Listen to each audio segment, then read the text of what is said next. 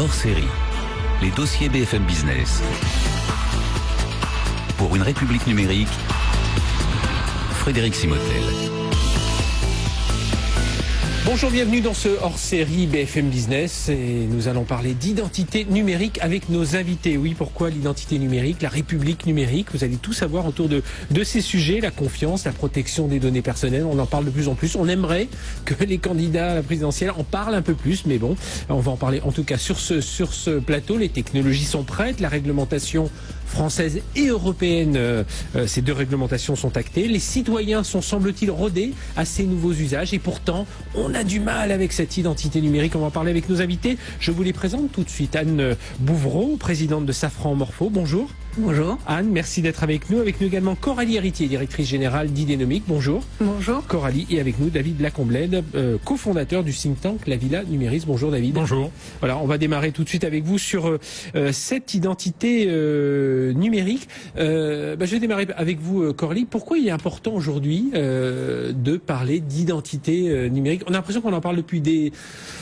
beaucoup de temps, mais pourquoi aujourd'hui, voilà, il faut un peu plus se concentrer. Pourquoi des entrepreneurs, des patrons, des cadres dirigeants qui nous écoutent aujourd'hui doivent s'intéresser à ce thème de l'identité numérique? Eh bien, je dirais qu'aujourd'hui, dans la transformation digitale, on constate de plus en plus de fraude à l'identité.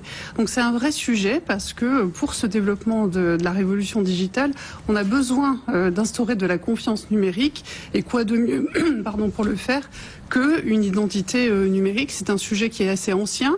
Dans notre entreprise, on le connaît bien. On avait même... Vous êtes éditeur de logiciels, oui, de services de confiance avec Idénomique. Voilà, et qui donne notamment des identifiants numériques qui peuvent servir à cette identité nationale numérique. Et d'ailleurs, on l'a produit aussi dans certains pays. Il existe des cartes nationales d'identité numérique dans différents pays dans le monde, pas encore en France. Oui, on en parlera de ce retard. Voilà, on peut se poser la question pourquoi. Et le contexte de la fraude à l'identité et de sa multiplication pose question aujourd'hui avec de plus en plus d'accès au réseau, de plus en plus d'utilisation des smartphones. J'ai un chiffre très simple. Aujourd'hui, toutes les 20 secondes, il y a une fraude, une extorsion de données via des smartphones dans le monde. Donc, et la moitié de ces données sont des données d'identité. Et ça ne peut aller qu'en s'amplifiant. Oui. Donc identité numérique pour les citoyens, identité numérique pour les entreprises, on va en reparler. Puis identité numérique, vous verrez aussi pour les objets connectés. Et oui, ces objets qui nous entourent, là on parle des smartphones, mais il y en a beaucoup plus pointus qui ont besoin de cette identité numérique. David Lacomblède de la Villa Numéris, alors justement pourquoi en tant que citoyen aussi on doit s'intéresser à cette identité numérique et à ces données qui se promènent de plus en plus? Pour une raison simple, c'est que tout le monde est connecté. 100% de la population a un téléphone mobile, donc votre carte d'identité numérique, en quelque sorte, vous l'avez déjà, et avec un profil qui s'affine de jour en jour, ne serait-ce que par les données que vous communiquez dans les échanges que vous faites, les données que vous postez aussi intentionnellement. Vous savez qu'il y a un enfant sur deux qui naît dans notre pays qui est sur Facebook dans l'année qui suit sa naissance. Oui, grâce à non pas qu'on lui ouvre un compte, mais il y a toujours quelqu'un pour poster une photographie, oui, donc le prénom, donc l'endroit où il est né. Donc on a une carte assez précise de la natalité dans notre pays. Comment on dit? On a les données voulues, celles que l'on va donner spontanément, puis celles qui sont récoltées. Bien sûr. Alors la plupart des données, on ne vient pas les chercher nuitamment sur votre ordinateur, c'est vous qui les postez. Alors vous seriez surpris de la masse d'informations au bout de la journée que vous avez posté vous-même. Pour répondre à votre question sur la nécessité en tant que citoyen d'avoir aussi son identité numérique, c'est qu'aujourd'hui, vous êtes très bien traité en tant que consommateur par les marques. Si vous êtes client d'un Google, d'un Facebook ou de tout autre service, ça répond et ça marche plutôt très bien. Là où vous avez parfois le sentiment d'être un peu moins bien traité dans votre qualité de salarié par votre employeur et encore moins bien en votre qualité de citoyen par la puissance publique. Et donc vous avez des décrochages alors que c'est le même utilisateur à la fin qui crée des tensions in fine parce qu'aujourd'hui vous aimeriez que votre service des permis de conduire réponde aussi bien que le service après-vente d'Amazon. Donc c'est là-dessus que travaillent les entreprises. Anne Bouvreau, présidente de Safran Morpho.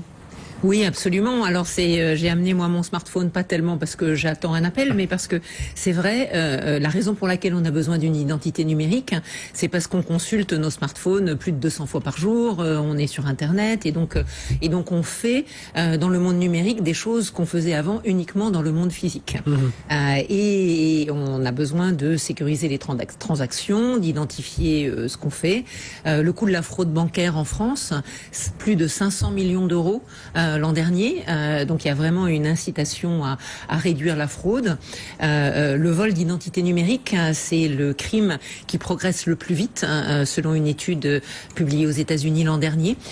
Donc on a vraiment ce besoin de sécuriser les identités numériques. Et ce qui est un peu compliqué, c'est que c'est un peu transparent. C'est l'histoire de la fraude bancaire dont vous me parlez. J'ai un exemple personnel où on reçoit un jour un courrier de sa banque, on me dit tiens, on a changé votre carte bancaire parce qu'on a eu des utilisations frauduleuses, alors que vous, sur votre compte, vos relevés, il n'y avait rien d'apparence. C'est un peu ça qui fait qu'on s'en détache un peu, non? Alors oui et non. C'est vrai qu'il y a un système d'assurance, votre banque, etc. Mais si on interroge les Français aujourd'hui, les Français sont très inquiets au sujet du vol d'identité et au sujet du vol de données personnelles. Alors peut-être moins inquiets sur la fraude bancaire parce que quelque part on paye une partie de nos frais de tenue de compte. Ils servent justement à compenser cette fraude bancaire. Donc on le verrait peut-être en voyant baisser ces coûts-là. Mais par contre, les gens sont inquiets.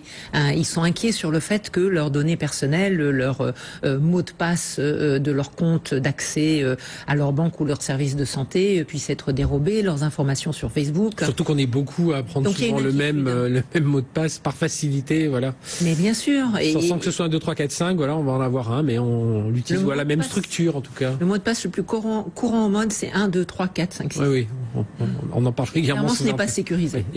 Et la deuxième erreur, c'est d'avoir le même mot de passe pour tous ces comptes. Donc dès qu'il y en a un qui est piraté, il faut trouver des nouvelles solutions. Mais on a des solutions. Justement, chez Safran Morpho, vous en avez avec des cartes. On y reviendra dans un instant. Coralie, héritier d'Idénomique, justement autour de pourquoi ce retard justement? Pourquoi en France on a du mal? David Acomblet le disait, les sites marchands, ça marche plutôt bien, et là le citoyen, l'administration, on a du mal à avancer. Alors peut-être qu'en France, c'est un peu notre caractéristique, on pêche par excès de prudence. Alors c'est très important la prudence, surtout quand il s'agit de protéger les données personnelles.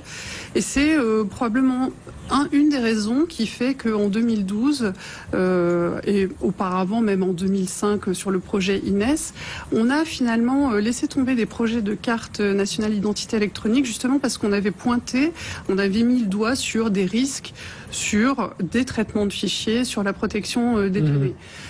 Aujourd'hui, la donne est un peu différente parce que il y a des technologies. Vous parlez de 2005, 2012, depuis oui, de l'eau il y a eu différentes initiatives.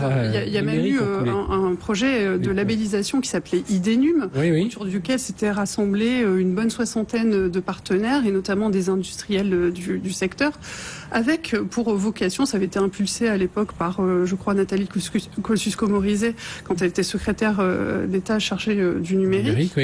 Et donc, malgré tout, ça n'a pas abouti parce que, in fine, quand il y a eu des projets qui ont été avancés aussi bien à l'Assemblée qu'au Sénat, le Conseil constitutionnel a considéré qu'il y avait des risques concernant la protection. Mais avec raison ou parce que justement on a trop ce principe de précaution que l'on a dans tout un tas de domaines. Hein. On veut regarder tout l'algorithme de haut en bas et if not, if yes, on fait tout. Avec raison à l'époque, je ne saurais pas le dire. Je sais qu'aujourd'hui, c'est vraiment le moment d'y aller parce que justement, les technologies s'y prêtent. Et vous parliez au début du contexte réglementaire, il s'y prête aussi. C'est-à-dire qu'on a un règlement, le RGPD. Alors ce gros mot, ça veut dire règlement général. On entendra parler surtout, qui doit être entré en fonction le 28 mai 2018. Voilà. Et ce règlement, qui est un règlement européen, qui s'applique de facto à tous les pays, a quand même quelque chose de très bon, c'est-à-dire qu'il a une vision très éthique et très protectrice justement vraiment ultra protectrice des données des personnes, avec 2 principes fondamentaux: le consentement éclairé et explicite de la personne, ce qui n'était pas si évident que ça dans certains pays, et surtout la responsabilité des acteurs qui traitent des données. Avec une sanction forte. Hein. Avec une sanction très forte qui peut aller jusqu'à 4% du chiffre d'affaires global mondial des entreprises, donc c'est très élevé. Et toutes les organisations, y compris la sphère publique, sont contraintes seront contraintes à ce règlement. Donc tout ça va dans le bon sens et ça oblige les organisations, les entreprises à s'équiper, à sécuriser les choses pour protéger justement tous ces accès aux données. Donc le contexte, il est là, les technologies existent. La réglementation est là. Voilà, donc il faut remettre le débat, c'est le moment ou jamais. David Acomblède. C'est en ça que c'est une question qui concerne avant tout les êtres humains et leur formation. C'est ce que vous défendez beaucoup dans la villa numérique. Voilà, vous vous intéressez vraiment à... Est-ce que vous avez le code social pour faire du socializing, comme disent les anglo-saxons ou pas? Et là, c'est un défi majeur pour la puissance publique, pour les entreprises, parce que de toute façon, une entreprise qui ne vous assure pas de pouvoir utiliser les outils numériques, vous n'irez pas chez elle, parce que vous savez très bien que votre capital d'employabilité va baisser. Et c'est un enjeu majeur pour la fonction publique. Parce qu'aujourd'hui, le débat n'est pas tant de savoir si il faut supprimer 500 000 ou 600 000 postes de fonctionnaires. C'est ce que vous donnez à faire à ceux qui restent face à effectivement ce qui pourrait apparaître comme une menace numérique, dont je pense que ça peut être une chance. On ne peut pas dire que tout n'a pas été fait et que tout est mauvais. Regardez, le prélèvement d'impôts, c'est assez efficace en ligne. Regardez... On se connecte, cette initiative. Bien sûr. Aussi. Regardez, on peut facilement désormais faire une pièce d'identité dématérialisée en ligne pour l'avoir certes en mairie après, mais globalement ça fonctionne et donc on est globalement prêt. Mais c'est vrai qu'on est dans un grand pays qui a une fonction publique assez forte et effectivement ce qu'on lui réclame c'est que ça fonctionne, c'est dans son ADN même. Et si vous regardez à travers le monde, les pays les plus en avance sont soit des pays assez récents, je pense à l'Estonie, ou à des micro-États, je pense à Singapour. Mais effectivement, ça a été plutôt plus facile de le déployer sur des petits États, là où ça serait plus compliqué dans un État de 70 millions d'habitants. L'Inde, on a vu, d'ailleurs vous étiez impliqué, Safran Morfo Hanovre. Absolument, moi je voulais justement donner un certain nombre d'exemples d'autres pays, parce que c'est vrai qu'en France, on s'est posé la question plusieurs fois et on avance prudemment, on va dire. Et c'est vrai qu'il y a un certain nombre d'autres pays, à la fois plus récents, et puis des pays comparables à la France qui avancent beaucoup. Alors l'Inde est un exemple un peu hors norme. L'Inde, il n'y avait pas de système d'état civil. Et il y a eu une initiative il y a 6-7 ans, un programme Aadhaar, ça veut dire fondation, de recensement de toute la population, avec le nom, la date de naissance quand les gens la connaissent, une photo, les empreintes digitales. Et c'est un programme qui a recensé maintenant 1,2 milliard de personnes qui ont donc maintenant une carte d'identité électronique sécurisée et une identité numérique. Et l'objectif du programme, c'était l'accès aux programmes sociaux d'aide à la population. Il y avait une certaine motivation, c'était pas juste pour faire une sorte de recensement, il y a vraiment cet axe aux aides de santé, etc. Exactement. Et puis il y a l'aide à la bancarisation pour pouvoir ouvrir un compte bancaire, même quand on n'a pas tous les justificatifs qui normalement sont demandés. Donc l'Inde, en 6 ans, a réussi à émettre une identité à la fois physique, sécurisée et numérique pour 1,2 milliard de personnes. Et alors comment vous expliquez que chez nous, lorsqu'on parle du fichier TES, là où on veut mélanger, enfin on veut combiner les fichiers des passeports, les fichiers des cartes d'identité. Je vous donnerai d'autres exemples, mais le fichier TES, ce n'est ni plus ni moins que le fait de combiner 2 fichiers. Un fichier qui s'appelle déjà TES, qui est le fichier des passeports, et un fichier qui s'appelle je ne sais plus comment, qui est le fichier des cartes d'identité. Les 2 existent et il y a des différences entre les 2 et donc des possibilités de fraude. L'idée, c'est simplement d'en faire un seul fichier. Et ce qui est important par rapport à ce que disait Coralie, c'est d'avoir une structure de base de données et une technologie qui protège contre les piratages et contre les risques d'identification des personnes. Et ça, vous travaillez dessus, vous, chez Safran Morfo? Absolument. Alors, nous, on y travaille, d'autres y travaillent aussi. Oui. Ce qui est très important, je pense, pour les gens qui nous écoutent, c'est de comprendre que la technologie, c'est pas tout ou rien. Donc, il y a des méthodes technologiques de gestion de base de données qui permettent d'avoir un fichier en cryptant l'accès pour que ce soit pas facilement piratable et pour que les informations sensibles, par exemple la photo ou les des empreintes digitales ne soient pas directement reliées au nom d'une personne. On peut passer par une structure qui relie ça à un numéro. Et ensuite, il faut une autre base de données ou une autre interrogation pour passer au nom de la personne. Et comme ça, on a un moyen de protéger la vie privée tout en ayant une base de données qui permet de contrôler l'émission des documents. Alors, vous parliez de l'Inde, donc oui. Pays émergent, il n'y avait rien, il fallait tout bâtir, et des pays qui nous ressemblent un peu et qui avancent. Donc, David Lacomblette parlait de l'Estonie. C'est vrai que l'Estonie est souvent prise en exemple. D'ailleurs, je crois que c'était le Premier ministre estonien, c'est lui le responsable du numérique aujourd'hui au niveau européen. Alors, il y a l'Estonie, il y a l'Angleterre aussi, qui nous ressemblent et qui nous ressemblent pas. Il n'y a pas de carte d'identité nationale au Royaume-Uni, mais il y a un programme très ambitieux de développement de l'identité numérique et des services d'accès e-government. Il y a un gov.uk, c'est une manière de dire que le gouvernement est en ligne, donc on dit gov.uk comme on dirait gouvernement.fr pour dire accès aux services français. Et en Angleterre, il y a déjà le prélèvement d'impôts à la source depuis longtemps. Et ce que nous, on réalise pas dans le fait que ça va nous arriver, c'est que non seulement on va nous prélever un peu d'impôts tous les mois, et à la fin, on payera sans doute le solde. En Angleterre, eh bien, on nous en prélève plutôt un peu plus. Et à la fin de l'année, il y a un remboursement du trop payé d'impôts par l'État. Alors, manne pour les fraudeurs, qui disent tout d'un coup, personne ne veut faire votre déclaration d'impôt à votre place, mais percevoir le remboursement du trop payé d'impôt à votre place, là, ça intéresse. Donc, ils ont mis en place un système d'identité numérique sécurisé, vraiment très sécurisé, pour lesquels ils payent les prestataires. Nous sommes un des prestataires, de l'ordre de 10 à 20 euros par an par personne, pour cette certification d'identité. Donc, c'est vu par le gouvernement comme un investissement et pas comme un coût, ce qui est très intéressant. David, c'est vrai qu'en Grande-Bretagne, il y a une tradition de suivi des politiques publiques et d'ajustement, ce qui n'est pas exactement le cas en France, malheureusement. Et en Grande-Bretagne, vous allez sur le site qui est fabuleusement bien fait, et c'est vrai qu'ils se donnent des objectifs. Si ces objectifs de dématérialisation ne sont pas atteints en année 1, il y a une équipe de marketing qui vient voir ce qui se passe pour corriger et mettre tout en œuvre pour atteindre cet objectif. Effectivement, on n'a pas cette habitude, cette gymnastique dans notre pays pour adapter aussi le numérique à la demande. Au-delà, et ce que Anne souligne, c'est le fait que notre continent est doué pour le digital. Et on peut devenir le grenier digital du monde, pour peu qu'on s'en donne les moyens, face à deux continents numériques particulièrement efficients. Les États-Unis d'Amérique d'un côté, puissance libérale, démocratique, mais qui soutient ses entreprises. Et de l'autre côté, l'Asie-Pacifique et la Chine, régime beaucoup plus autoritaire, mais qui soutiennent leurs entreprises. Et c'est vrai qu'au milieu, l'Europe peut paraître parfois un peu perdue, emberlificotée dans sa réglementation, au risque de tuer l'esprit d'initiative et d'entreprise. Là où, effectivement, on a un modèle à inventer, un modèle ouvert, interopérable et pérenne, qui va vous apporter une sécurité dans les données que vous transportez. Et ça vient du poste des télécommunications, par exemple. Aujourd'hui, si vous recevez un SMS, votre opérateur télécom vous envoie pas dans la minute un SMS pour vous faire la publicité du restaurant de l'autre côté de la rue parce qu'on a repéré où vous étiez.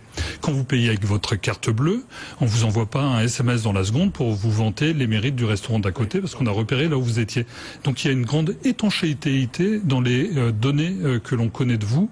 Et ça, c'est un des acquis de l'Europe qu'il nous faut mettre en œuvre désormais au niveau du digital, dans des modèles ouverts, pérennes et interopérables. On sent qu'il y a une histoire de confiance. Bien fait, sûr. c'est ça, c'est la confiance à avoir dans les technos, mais aussi dans comment on va les utiliser.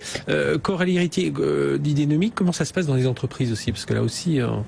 Je dirais que quelque part dans les entreprises, ils ont déjà adopté le principe de l'identité numérique finalement, puisque dans beaucoup de grands comptes, on donne des identifiants numériques pour faire de l'authentification forte, c'est-à-dire accéder de manière sécurisée à des systèmes d'information, ce qui est un peu ce que vous décriviez, Anne, tout à l'heure. On utilise des certificats numériques aussi pour protéger les données, pour les chiffrer, pour les crypter, et on peut gérer aussi de la pseudonymisation, de l'anonymisation, qui permet justement de faire du lien entre des fichiers, exactement comme vous le décriviez, mais sans que ça puisse être perçu par quelqu'un de malveillant, justement. Je voudrais juste revenir sur le côté de ce qui a marché dans les cartes nationales d'identité électronique dans d'autres pays. J'avais rencontré l'ambassadeur d'Estonie il y a peu de temps, qui me disait que justement, ils avaient réussi ce pari grâce aux services associés à cette carte d'identité numérique. C'est un peu comme en Inde, l'histoire des aides sociales à côté, c'est ça qui déclenche. Donc, absolument. Un déclencheur. Et je pense qu'aujourd'hui, les pouvoirs publics l'ont compris, puisqu'il y a des initiatives. Vous parliez de France Connect tout à l'heure. Donc, on peut rappeler rapidement le principe de France Connect, c'est que on utilise des identifiants que tout un chacun a déjà, c'est-à-dire identifiants sur Amélie, sur la sécurité sociale, sur les impôts ou un login de la Poste. Et donc, des identifiants qui existent déjà et qui peuvent permettre d'accéder à des services publics en ligne. Donc ça, c'est une très bonne initiative.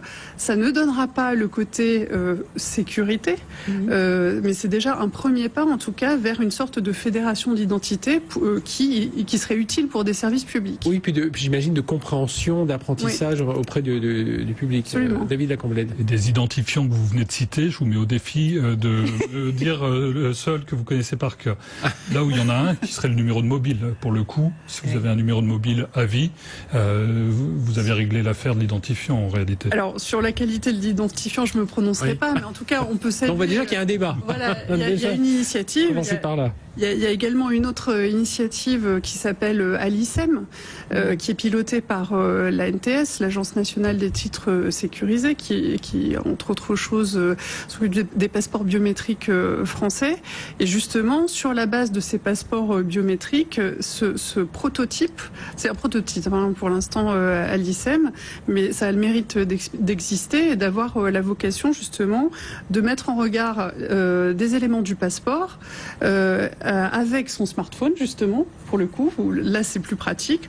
On prend sa photo, c'est comparé avec la photo du passeport, et ça permet de donner un identifiant qui permet d'accéder à des services en ligne du service public. Ça paraît tellement simple quand vous le dites. Oui. Pourquoi c'est pas mis en œuvre? Alors, pour l'instant, d'abord, c'est une expérimentation, et puis on parlait d'une carte nationale d'identité électronique sécurisée. Il faut vraiment quelque chose, ça pourrait très bien être associé à une carte nationale d'identité électronique. Associé avec, ça ne remplace pas. À nouveau, quand vous entendez tout ça, vous dites mais bon sang, faut y aller, quoi. Mais absolument. Parce que les technologies, vous êtes au cœur de ça chez Safran, évidemment. Oui, alors il y a un certain nombre de choses. Déjà, on parlait tout à l'heure des mots de passe. Je pense qu'on en a tous, on a du mal à se souvenir déjà des identifiants. Alors des mots de passe, quand en plus il faut les changer tous les 2 mois et puis rajouter un caractère spécial et puis machin. Et ne pas en prendre un qu'on a déjà utilisé. Puis, voilà. Et donc, sauf à avoir un petit bout de papier ou un post-it avec tous ces mots de passe. Alors qu'il y a des manières très très simples. Aussi sécurisé, voire plus sécurisé qu'un mot de passe, et notamment avec un téléphone. Tout le monde regarde son écran de téléphone, on met en marche la caméra en mode selfie check, on fait une petite reconnaissance faciale, mais juste en regardant son écran, et c'est quelque chose qui est beaucoup plus simple, beaucoup plus fluide qu'un mot de passe, et qui est tout aussi sécurisé, sinon plus. Donc ça, c'est quelque chose qu'on commence à utiliser et qu'on pourrait utiliser dès demain. Ce qu'il faut aussi, et là je rejoins Coralie, c'est qu'en France, on ait des cartes d'identité qui soient électroniques, un peu plus modernes et un peu plus sécurisées que celles qu'on a aujourd'hui. Bon, l'appel est lancé. On parle aussi des objets connectés, héritiers, parce qu'eux aussi ont leur identité. Oui, absolument. Alors les entreprises, non seulement elles ont commencé à donner des identités à leurs collaborateurs dans les entreprises, mais aussi à leurs serveurs, à leurs terminaux mobiles, puisque tout le monde se balade dans l'entreprise, tout le monde fait du travail à distance et doit accéder de manière sécurisée au système d'information. Et puis, ces moyens de sécurité, ils les ont appliqués aussi aux objets qui deviennent de plus en plus communicants, qui deviennent ouverts vers l'extérieur. Et il y a notamment dans les transports que ça a été beaucoup utilisé de manière assez pionnière dans l'industrie. Et maintenant, ça s'étend à d'autres types d'objets industriels. Donc dans les transports, évidemment, ce sont les premiers à l'avoir fait parce que c'est là où il y a la sécurité des personnes, la sécurité vitale qui est en jeu. Donc on donne un identifiant à des véhicules qui font partie d'un réseau de confiance. Et donc on peut déjà s'inspirer de ces éléments-là. On a déjà les briques technologiques dans ces exemples-là, dans ces prototypes, dans tout un tas de projets d'innovation pour y piocher les solutions pour une carte nationale d'identité électronique. À nouveau, là, sur ces objets connectés, donc qui ont leur propre identité. Alors ça, c'est effectivement très important. Ça se développe très très vite, l'Internet des objets. Et puis, je pense que tout le monde voit qu'il y a des cas de piratage ou de hackage via des caméras, via des logiciels, via de la climatisation. Et ça, ce sont les choses ou alors les voitures qui se font dont le contrôle. Et puis les médias aiment bien en parler. Il y a un côté les médias aiment bien en parler parce que forcément, ça nous fait tous peur. Ce à quoi il faut faire attention, c'est arriver à faire une ségrégation des communications. C'est important que, par exemple, dans une voiture, alors la voiture, c'est un objet connecté par excellence, il y a à la fois le côté connexion pour appel d'urgence en cas d'accident, il y a la communication, si c'est une voiture intelligente, pour que le logiciel soit remis à jour, et puis il y a je suis assis à l'arrière, ou mes enfants sont à l'arrière et regardent une émission ou une vidéo. Eh bien ça, il ne faut pas que ce soit les mêmes canaux de communication. Il faut qu'on arrive à bien avoir des canaux de communication pour des demandes différentes. Et puis, il faut qu'on ait à chaque point de communication un élément d'identification qui peut être une micropuce ou qui peut être un autre élément sécurisé qui pourra communiquer avec l'extérieur en étant comme les objets. Alors, les voitures, c'est quand même des gros objets chers, mais les plus petits objets qu'on veut sécuriser et qui ne bougent pas beaucoup, il faut que ce soit quelque chose de très peu cher, très peu consommateur d'énergie et qui puisse rester le long de la vie de l'objet, donc pendant des dizaines d'années. Mais tout ça, c'est en train de se mettre en place. Un dernier mot, David Lacombe, sur justement. Le vrai luxe, ça sera la déconnexion bientôt. Et aujourd'hui, pour rendre confiance dans le numérique, effectivement, on doit faire la démonstration que c'est un outil qui mise sur l'autonomie, sur la liberté, notamment de ses salariés en entreprise ou de ses concitoyens, et en aucun cas un outil supplémentaire pour les traquer ou pour améliorer le reporting uniquement. Certes, plus d'efficacité, mais aussi plus de liberté, et c'est à nous d'agir avec responsabilité. Bien voilà, j'espère qu'on vous a apporté cet éclairage. Merci à tous les trois, Coralie Héritier d'Idénomique, Anne Bouvreau, Safran Morpho et David Lacombe de Villa Numéris. Merci de nous avoir éclairé donc sur cette identité numérique. Voilà, il est temps de s'y intéresser, que vous soyez citoyen, que vous soyez dans l'administration, que vous soyez surtout aussi en entreprise. Merci d'avoir été avec nous pour ce hors-série BFM Business. On se retrouve juste après pour la suite sur BFM Business. Hors série, les dossiers BFM Business.